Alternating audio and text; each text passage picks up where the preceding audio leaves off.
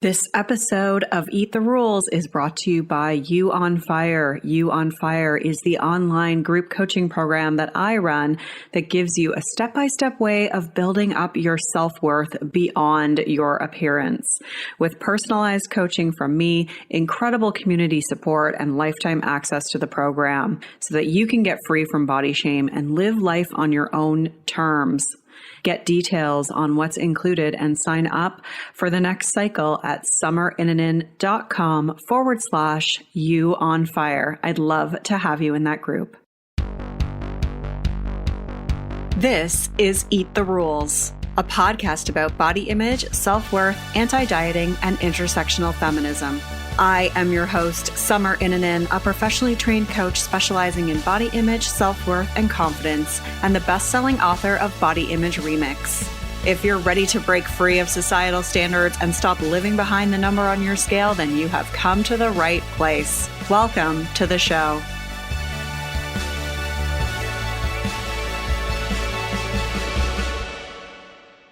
This is episode 244, and I'm joined by Hilary Kinavey and Dana Sturtevant, authors of Reclaiming Body Trust and founders of the Center for Body Trust.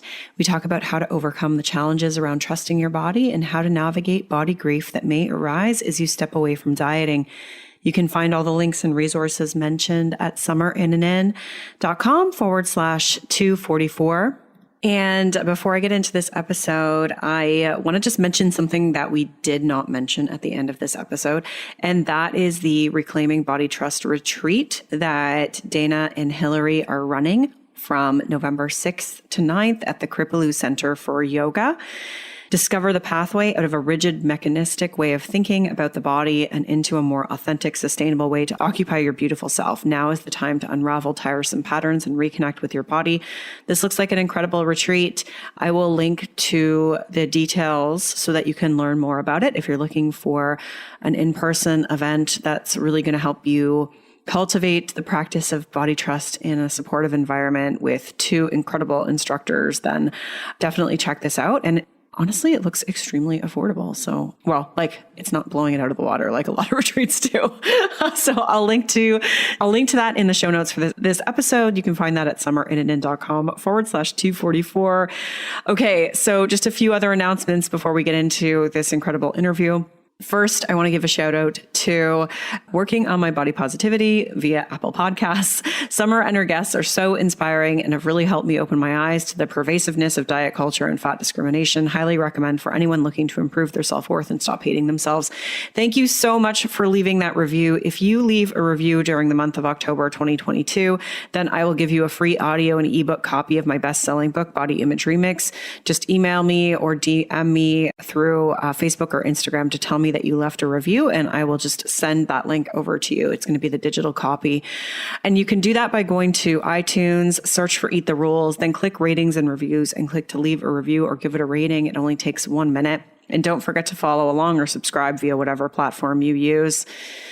Two other quick things that you can grab if you want support feeling better in your body. Get the free 10-day body confidence makeover at summerinanen.com/freebies with 10 steps to take right now to feel better in your body. And if you're a professional who works with people who may also have body image struggles, get the free body image coaching roadmap for professionals at summerinanen.com/roadmap. If you can't remember any of these links, always you can just go to thebodyimagecoach.com. That's my website. You'll find everything there. I'm going to jump right into this interview.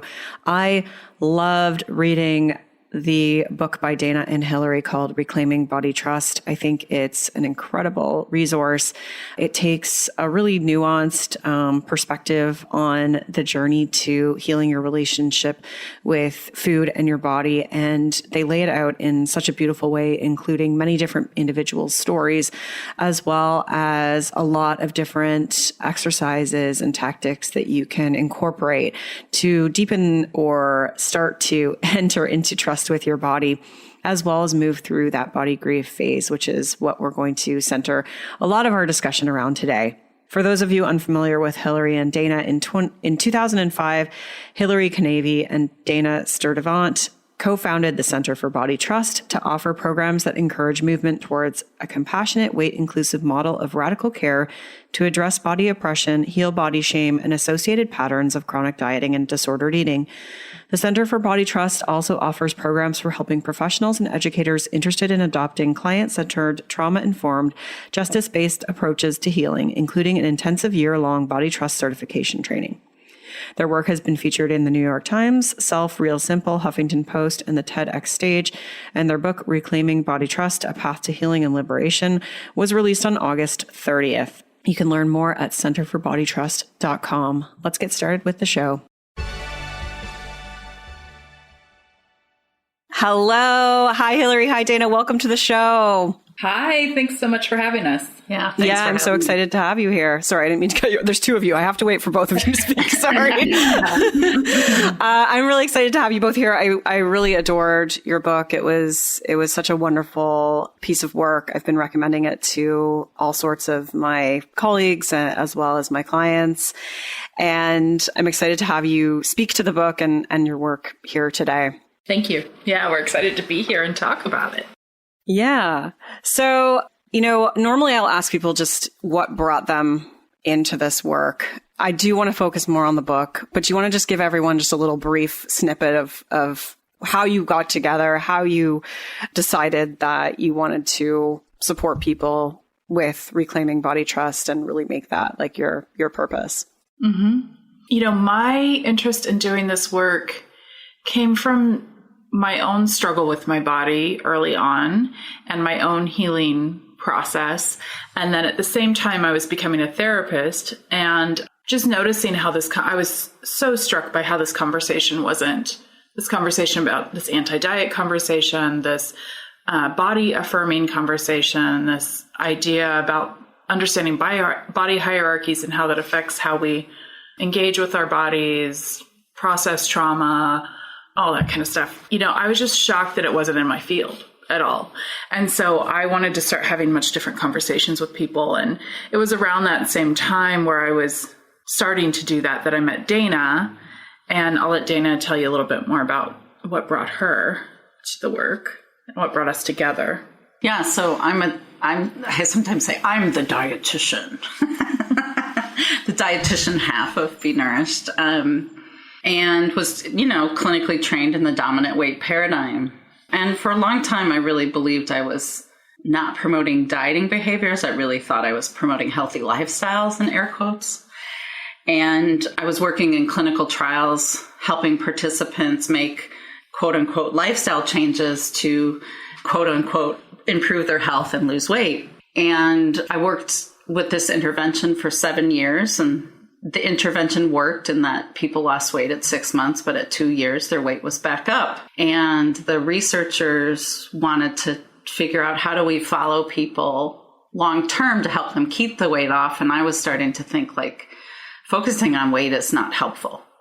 We can trust people's bodies to sort out the weight. Why don't we decenter weight and just help people have better relationships with food in their bodies, and then we can trust their bodies to sort the weight out. And nobody on my research team was interested in doing that. And they also thought nobody would participate in a program like that. And I was just continually getting disillusioned with what I was doing and frankly, starting to feel unethical. And that's when I discovered Health at Every Size and this growing community of people who were starting to really push back on what we'd been trained to do. And then I discovered intuitive eating. And in that book, they talk about the dieting mind.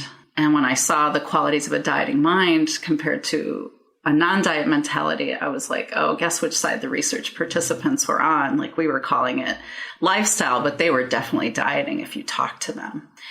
And so it was from there. I was also at the time a yoga teacher, and I was really curious about combining the mindfulness and self-acceptance practices of yoga with food and body image and changing our relationship with our bodies, because that's what I noticed in my own relationship with my body is how much it changed when from a yoga practice. And, as a woman in this culture, I've had my own complicated relationship with my body, but I wasn't exposed to a lot of diet talk in my family. My mom didn't talk about our body. There just it wasn't super pervasive. And so when I was wanting to do something different with my career, I knew nobody would hire me to do what I wanted to do. I couldn't even tell you what I wanted to do, but I just knew it wasn't conventional. And Hilary and I both brought our private practices into a clinic where we started to facilitate groups for people looking for something different and wanting to try something different instead of trying harder. And that's where Be Nourished was born. And we've recently rebranded to Center for Body Trust. Yeah, amazing. Thanks for sharing that. So you talk about body trust in the book as being in the middle, in your words, in the land of discernment. What does that look like? Or if you could elaborate on that, what would you say? I mean, I think a lot of people, especially when people start coming to body trust work, divesting from diet culture, and they start sharing it with the people in their lives, many interpret it as the fuck it plan. And certainly people often do go from rigidity and perfectionism to fuck it, and then back to rigidity and perfectionism, and then fuck it. And body trust is more about finding that sweet gray area. And certainly in the healing process, it can be a really helpful part to do that fuck it, kind of be in that fuck it place. But then we start to kind of get curious about what choices am I making in reaction to the culture versus what actually sounds good to me and feels in alignment with my own values. And sometimes it is pushing back and having, all the foods that the culture deems, unhealthy, or the things your mom doesn't want you to be eating, and then you go to dinner with your mom and you're like noticing you might want something like a salad that the culture deems healthy, but you don't want to eat it because you're eating with your mother and you don't want to give her the satisfaction. So you do this kind of fuck it, I'm just going to eat the burger and fries to piss her off. And so there's this discernment of to me, and Hilary can certainly share her thoughts, is having a stronger analysis of what's come between us and our bodies, and being able to navigate the world of food and eating while feeling more connected to what we want, what we need, what we like, and not having it be so reactionary eventually. I don't know. I'm really with you on that. I think when I think about what it takes in us to be able to discern and trust our discernment, I think that is a commitment to a relationship with ourselves, that we want to be in, and that we've got our back no matter what we choose. And when we have that kind of open field, it's way easier to say, I'm going to trust my discernment process, right? Like I'm going to say, I know that there will be more tomorrow if there's more that I need. I know that if I blow it, I don't know how we blow it on minor decisions, but that's diet culture. If I blow it, I don't care. Like I'm going to be kind. I'm going to be kind to myself. Like this is not a moment where much is at stake. Mm-hmm. And I think when we get that, like you said, reactiveness out of the way, I think then discernment is this wild place of experimentation. Mm-hmm. Okay. I love the way you said that. Just really framing it as that place of experimentation. And because I think that for so many people, it's like that feels so scary to just, be like, wait a minute, I think for a lot of people, it can feel quite scary and confusing, right? To think, okay, I can trust myself, to find that sort of middle road, I guess, is what you're talking about, like that sweet spot. I feel like there's so much, and I know obviously in the book, it's about trying to get the things out of the way that create that conflict within us, but it's such a scary place for people to to try and navigate this. Yeah, we've become so attuned to judgment, ours and others, that every decision feels so monumental. And that's, when we're so geared towards, the external eye, which is either within us or outside of us, then we are very far from our own sovereignty. Mm-hmm. Mm-hmm. And trust, we tell people, we write about this in the book, that, when you lose trust in any relationship in your life, you don't just say, I'm going to trust you now. Yes. So exactly. Of course you don't trust yourself with food.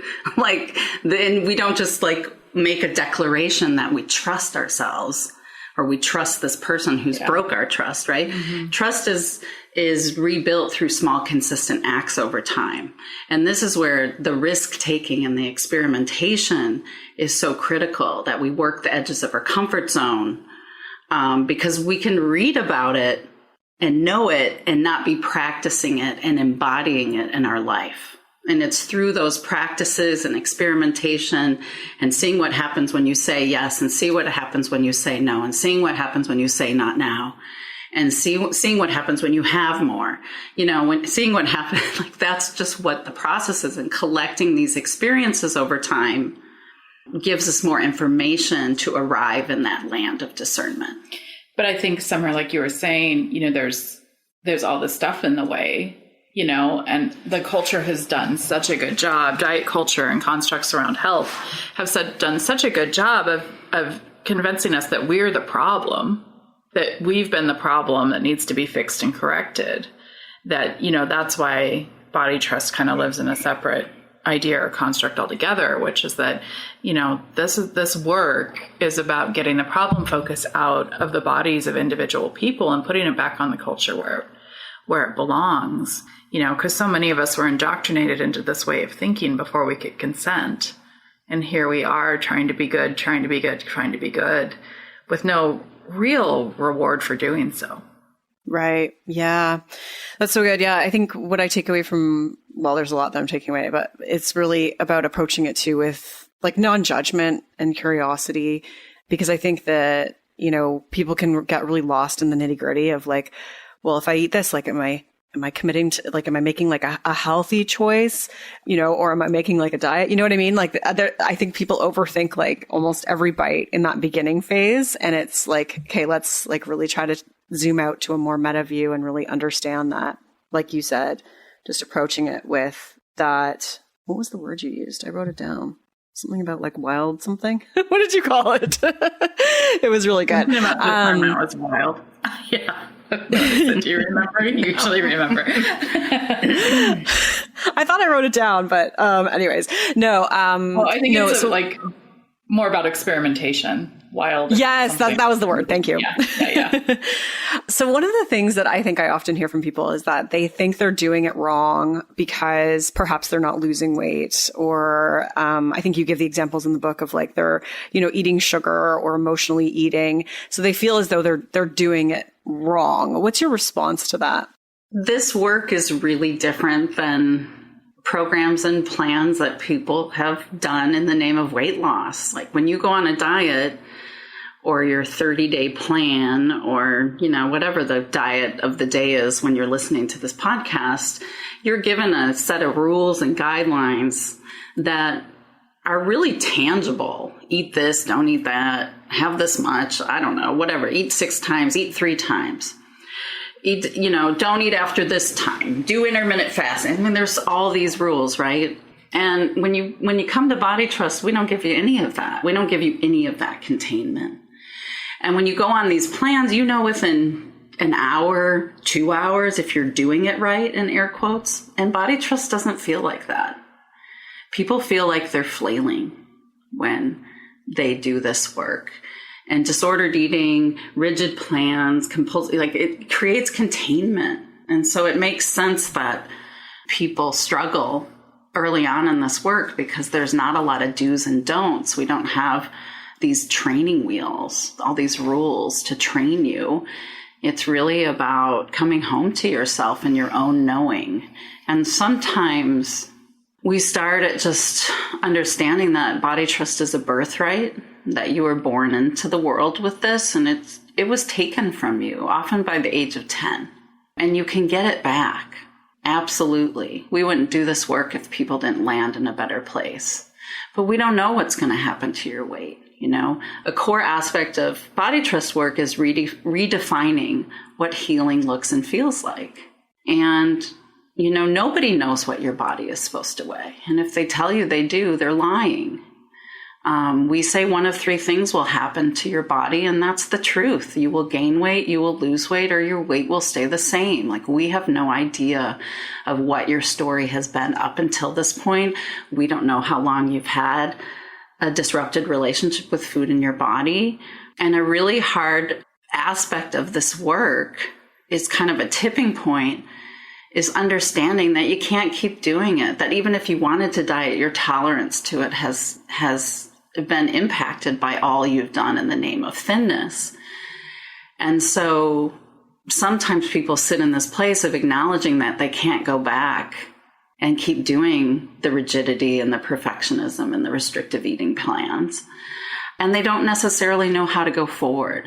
And most people, when they hear this work, they hear truth. It resonates deeply, and they want to lose X amount of weight before they do it.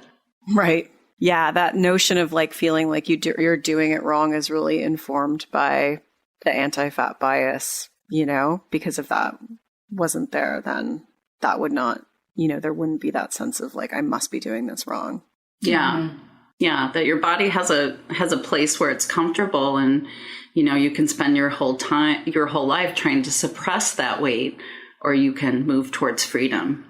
Mm-hmm. Yeah. Yeah. And I know like one of the points you land on, which I think most people listening to this probably know, but it bears repeating, is that, you know, that there's just no evidence-based treatment for a higher body weight and this, I'm quoting your book here. There's no evidence-based treatment for high body weight that leads to sustained weight loss 5 to 10 years after the initial weight loss. And this includes weight loss surgeries. Yeah. That point about weight loss surgeries, I didn't know that was included in that as well, but it's to your point, just being that, yeah, there's not it's hard to come to that place where you're like, you realize maybe there's no other option. And yet that is really the path to healing, is sort of coming to that realization. Yeah. And that's why the book has 3 sections: the rupture, the reckoning, and the reclamation. And we're in the reckoning right now. That's what we're talking about, is how do we come to terms with the fact that what we have done hasn't worked, that we've been harmed by it, that we've maybe contributed to harm in other people by upholding the dominant weight paradigm. There's so much we grieve in this work. And most people want to bypass the reckoning and just get to the reclamation. And, you know, the reckoning is often where the magic happens. It's where we really start to deepen our commitment to this and deepen our roots into body trust, which is one of the metaphors we use in this work. Is, you know, we're digging out our divestment. When we talk about divesting from diet culture in the chapter with that title, divestment means digging out the roots. It's like pulling out all the invasive species, digging out the roots from toxic fitness culture, which is a term Ilya Parker has coined, from diet culture, from wellness culture. I'm just been listening to the maintenance phase episode on Goop. Holy shit balls. What a fucking shit show Goop is. Mm-hmm. It's so, I didn't know how, I knew it was toxic, but I didn't know that they really like the news, because it drives a lot of business their way. The negative publicity. The negative publicity helps them make money. And it was so gross, as I've listened to it. But anyway, that's a side, kind of, I'm getting away from what we were talking about. But that reckoning place, you know, that realizing that we've dieted our way up the scale and we can't do it anymore. And now what? And I can't diet and focus on weight loss, but I'm terrified to do anything different. Like, that is such a precipice. Yeah. It's, you know, I'm working with a couple of people right now, and, you know, had there been any fat affirmation in their lives to this point, you know, they would not be suffering in their 30th or 40th year of this, you know? Yeah.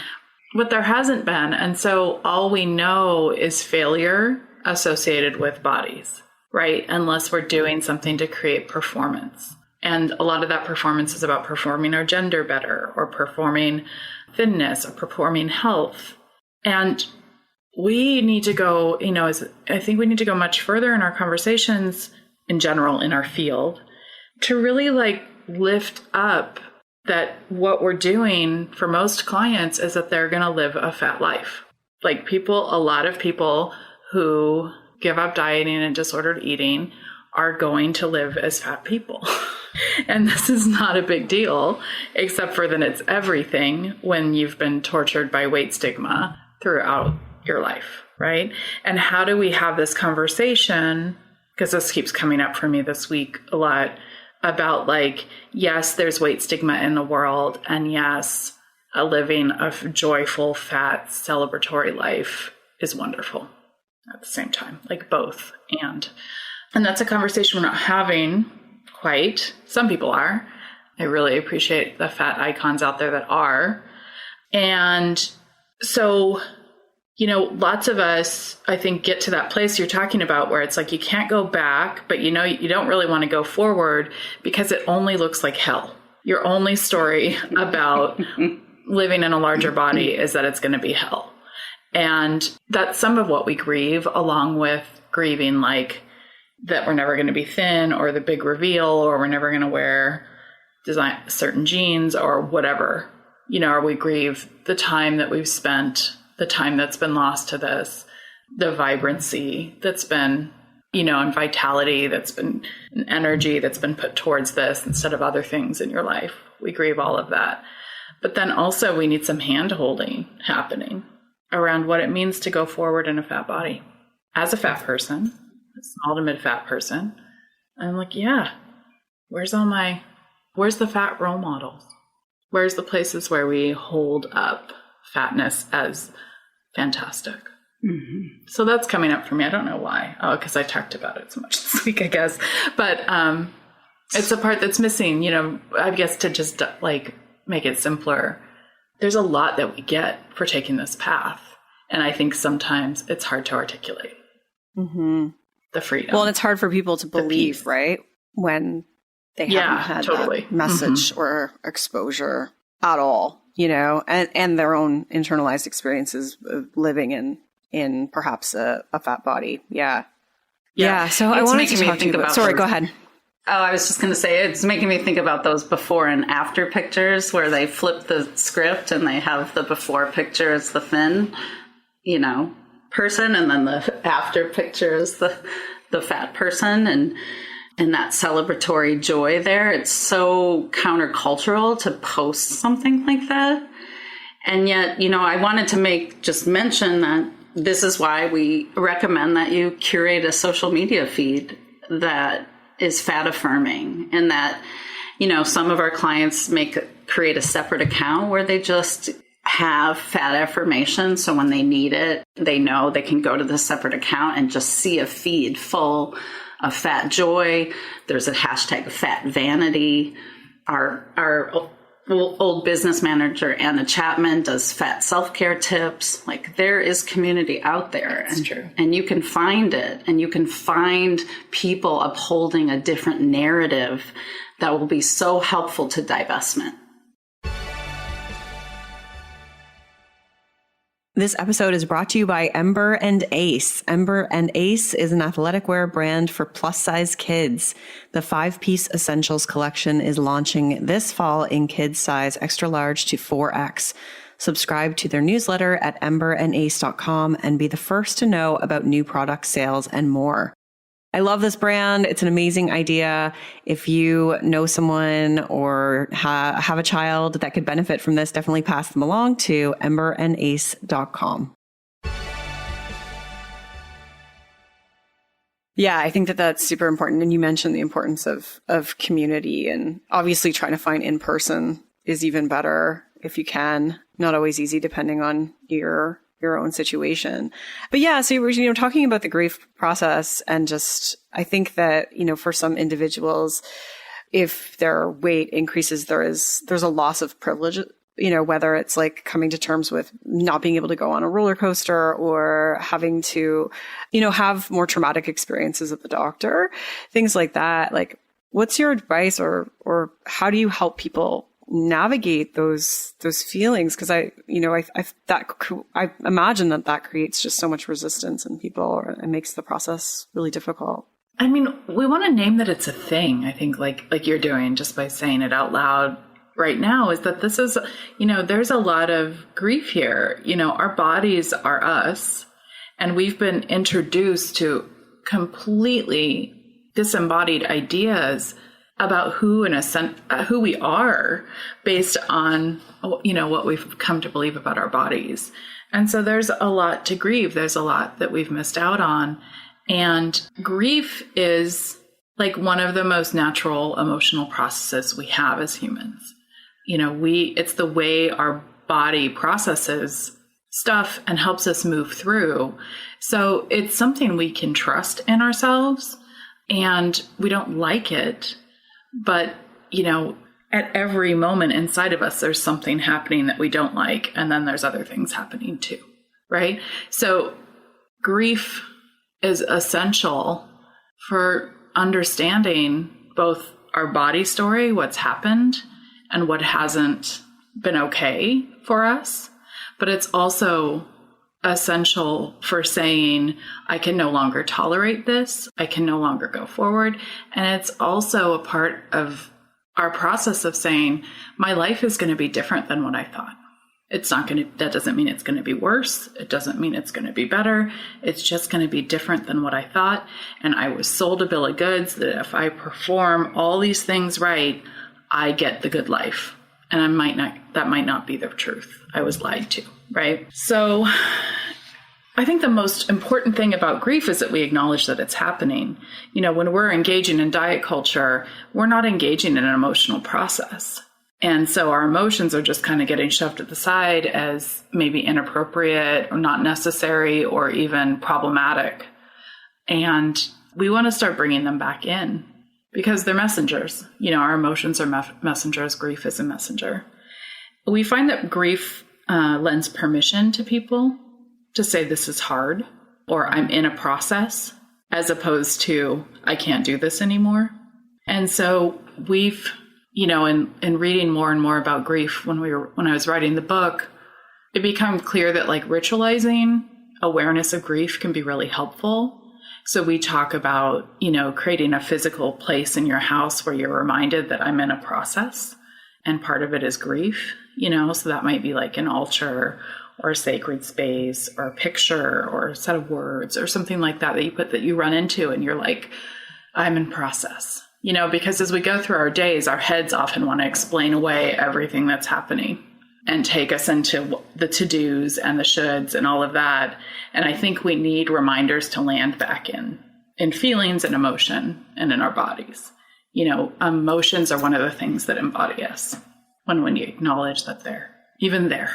As I'm listening to Hilary, I'm thinking about when I used to do more clinical work, naming grief and just how helpful it was to name it as that. Like people were like, wait, what? And I was like, yeah, like there's grief. It sounds like there's grief here. And then I would inevitably, most sessions bring up, they're like, oh yeah, there's the grief. And they're like, if you say grief one more time. I know. Yeah, we are. But it's always records. It's often in the room, and for people to see it as such it's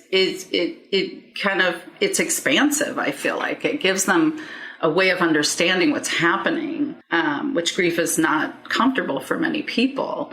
And yet there's something about it, the naming of it that like makes sense to people. And we also, we let people know that you'll likely wander from this work.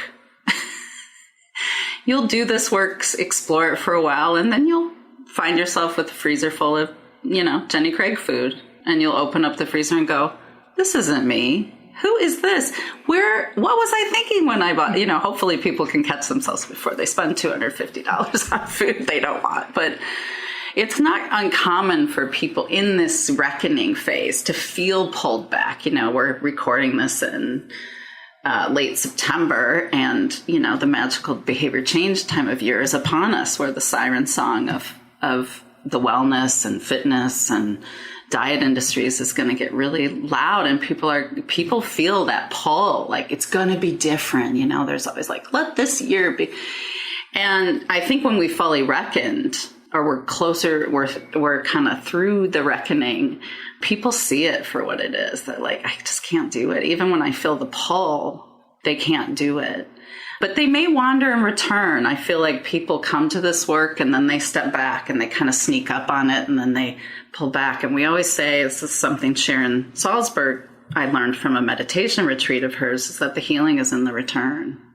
Coming back to ourselves again and again and again. And if you wander away from body trust work, you can return when you're done. And I think with time, our resolve kind of strengthens to this work. And we say someone with a strong body trust practice, someone who's reclaimed body trust, is not immune to having tough days. Like, we're all swimming in the culture. It's toxic. But somebody who has a strong body trust practice doesn't feel totally tanked on these days and find themselves back on a plan. That we kind of, when you have deeper roots, you might sway a little bit, but you snap back up. And that can be a really helpful way of thinking about this, that the deeper your roots are in this work, the stronger you're able to hold your ground when you do get big gusts of fat phobia or have a medical experience that's rough. Yeah, no, I love what you said there. And I think that, one of the things that you really do communicate is the fact that the process is really not linear, and the grief process is not linear. It's not like you go through, like the anger stage and then you go into, I'm not sure, I can't remember whether it's like depression that comes next or something else, but it's not like, okay, you're done one stage, you're on to the next, then you're clear. One of the memes I really like around grief, having, experienced some significant loss in my life, is that, I don't know if you've seen it, where it's like I don't know if it's like a jar with a marble in it or something, but then it just shows how like your life grows, like the size of the grief doesn't change, but your life grows around it. So your life actually gets bigger around the grief. And I find that to be like a very helpful, like visual as it applies to this work as well, because I think that, like, to your point, it's there, it's a part of it. And because of the culture we live in, it's not something that you just like never have to reckon with again, especially as you're experiencing other changes to your body or aging and other things that happen to us. Yeah. I remember, as somebody who's had some loss recently and been living through the grief process and at times feeling unbearable, I really appreciated hearing Cheryl Strayed say, and I'm not sure where I came across it, but she said, we can bear the unbearable. That's one thing we learn through grief, is that we can bear the unbearable. Mm-hmm. And over time, it becomes less unbearable. There's still, I love the wave metaphor, that when the grief is fresh, the waves come and just take you out, and the waves are frequent and big and rough. And then as time passes and we have more healing and acceptance of the loss, the waves still come, but they're less frequent, and they don't always have that enormous impact on us. And we can still years later have something happen and be really gutted by it. But it's amorphosis. Is that a word? Amorphous. It morphs and changes over time. It shifts. Yeah. Such beautiful stuff that you've talked about there. I really appreciate it. One of the other things I wanted to touch on today was just there's a phrase you use called attuned self-care. I'd love you to just describe what that means and how that's different from the way, self-care is really sort of positioned in the mainstream. I mean, when I hear the word self-care, I feel an immediate detachment often, because I feel like it's like I've used around other things we've talked about today. It's like, it's often very performative, or the way we talk about self-care is very geared towards getting it right, or it's very geared towards people with the most privilege who have more access to the suggestions. And attuned self-care is more of this quality, I think, that we've been or this essence that we've been talking around today, which is like, what do I need the most in this moment? What is the truth of my experience in this moment? Do I need to follow a feeling through? Do I need a break? Do I need a rest? What is it indeed that my body is wanting? And can I trust in what is being asked for and just follow instead of applying an idea to it? I'm not saying that's wrong. Like, there's nothing bad is going to happen if you do some of the self-care stuff that I love to do, like, getting a pedi, getting my hair cut, like all that kind of stuff. But it's not the same as having a regular check-in and following through with what my body is wanting and needing, even if it's completely the opposite of my plans for the afternoon, which is usually the case, I have to admit. There's never, in my home with kids and life and things to do, it's not often convenient to rest or take a nap or say no to something. And then if I am attuned and that's what my body's asking for, that's what's needed. And would you apply that same lens to eating then? Like, is that sort of the way that, and movement, like things like that? I think so. Yeah. I mean, I found a form of movement I really like lately, and I had carved out the time to go today and really wanted to go and just don't have the energy. And I'm super bummed I didn't get to go, which is very new for me. I have to acknowledge I'm not a big like athletic movement person at all. And so I'm just kind of sitting with like, that choice was fine. I wasn't trying to get out of it. If I was, that's okay too, by the way. But like, I just genuinely couldn't go today. And like, what a bummer. Because I like the way I feel when I go. And I don't get to have that feeling today because no, instead I'm just going to feel tired today, you know? Mm. And that sucks. So yes, I do. And I think with food too. What do you think about food, Dina? Yeah, I think we want to get away from really rigid ideas of, perfecting self-care. Even in that goop, I have to go back to, I think that's the section I was starting to listen to last night, was they were talking about where that word self-care was born in the medical field. And it was like this whole history that was really interesting. And it's so new to me, I can't even speak to it here. So I won't. Need to go back to that too. So you can probably edit that out. But wait, is that from the maintenance phase podcast? Is that what you're talking about? Yeah, that's from the goop episode. The goop episode. Okay, yeah. So no, I'll just link to it in the show notes, so we can just refer people to it. Okay, great. For themselves. Yeah, because it was kind of getting late. I like to puzzle in podcast. That's my self-care. It's a great way to listen to puzzles or podcasts. My brain just can really absorb into a podcast when I'm puzzling. But it was late and I'm like, ooh, this is really important, good, juicy stuff. I'm going to pause it here because I'm not retaining it at all. But, this idea of attuned self-care comes out of Neva Perron's research as one dimension of embodiment. And the opposite of attuned self-care is self-neglect and self-harm. And so, I think in some ways attuned self-care for many of the people we work with is, reckoning with the fact that they're required to eat, like that we don't get out of this requirement for food and nourishment, no matter how hard we try.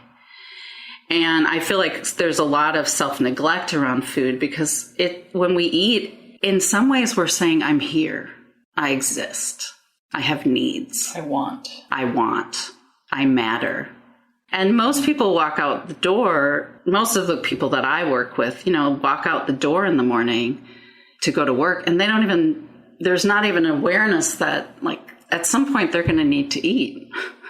And like, what are they going to have? And we don't recommend that people have like these super rigid meal plans typically, unless there is in an eating disorder where there may be a benefit of that for a period of time. But, a big part of my work is like, can we leave the house in the morning acknowledging that you have food needs that will be met somehow today? And you can go your whole day and not eat, or you can bring a food bag or something that is like some acknowledgement that, yeah, I have this busy day. I'm not bringing my food, but at lunchtime, around this time, I'm going to have this break and I can go get this. Like there's some idea of where your food needs will be met. That to me is a huge part of attuned self-care for the people I work with. Because when you're under this, training that not eating is good. Like a lot of dieters think, not eating is better than eating. And it's, there's some subtle or not so subtle belief in there that it's probably okay to go without food all day, right? There's some struggle with that aspect of eating. It's a huge shift for them to just start to think like, I'm allowed to have food. And we love the breastfeeding campaign. That's like fed is best. Not breastfeeding, the baby feeding campaign. That's fed is best, whether it's breastfed or formula or what, that feeding, it's important that we get enough to eat. So I don't know if that was really rambly, but that's what I'm thinking about. Yeah, no, that's great. And so as we wrap things up here, first of all, thank you so much for being here. I feel like I could ask you a million other things. I want to just really direct people to pick up a copy of your book, Reclaiming Body Trust. I think that I feel like it was one of those books that I was like, I feel like someone could read this like 5 times and take away something new every time. And I felt like the way you structured it in terms of the 3 phases that you mentioned, as well as like the actual, steps that people can take without it being rigid, without it being like, you have to do this. It was more like, here are some things for you to consider. Here are some suggestions for you. I found the way that it was laid out to be really great. And the other thing I really appreciated about it was the number of stories that you included, because I feel that I can't think of other books that include so many stories from other individuals that show a diverse range of individual experiences. And I just think it's so helpful for people to read other people's stories and think, oh gosh, like this is just like me, or I'm not alone, or these are the words that really are healing to me in this moment. So I just wanted to give the little sales pitch to people listening that I really do, like wholeheartedly will be recommending that as your book as one of the top books for people to pick up. So with that said, where can people find more of you? We are Center for Body Trust. So centerforbodytrust.com is our website. Instagram is our primary social media platform. You can find us at Center for Body Trust with a 4 in Center for. We're Body Trust Center on Twitter and Center for Body Trust on Facebook. We do have a LinkedIn account, but we don't use it a whole lot. And then you offer provider trainings, you offer individual programs as well, right? Yep, we have programs for individuals, like our 6-week e-course called No More Waiting. And we also have a year-long Body Trust provider training, certification training, and some other options if people want to get trained in this work but aren't looking for certification. So there's a lot there for learning and unlearning.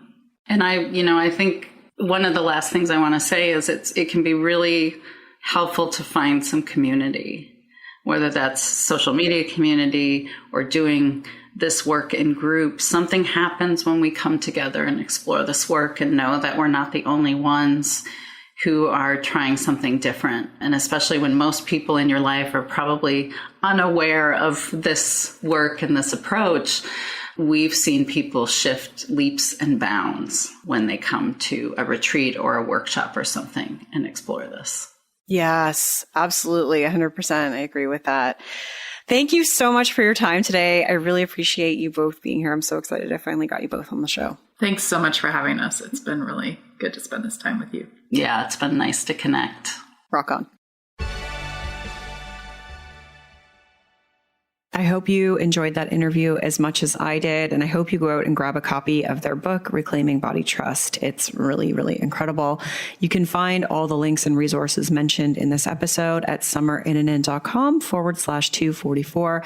And if you're looking for an in-person event that's going to integrate all of these things that we talked about in this episode, as well as everything that Hilary and Dana teach, you can check out their upcoming retreat that's happening November 6th to 9th at the Kripalu Yoga Center.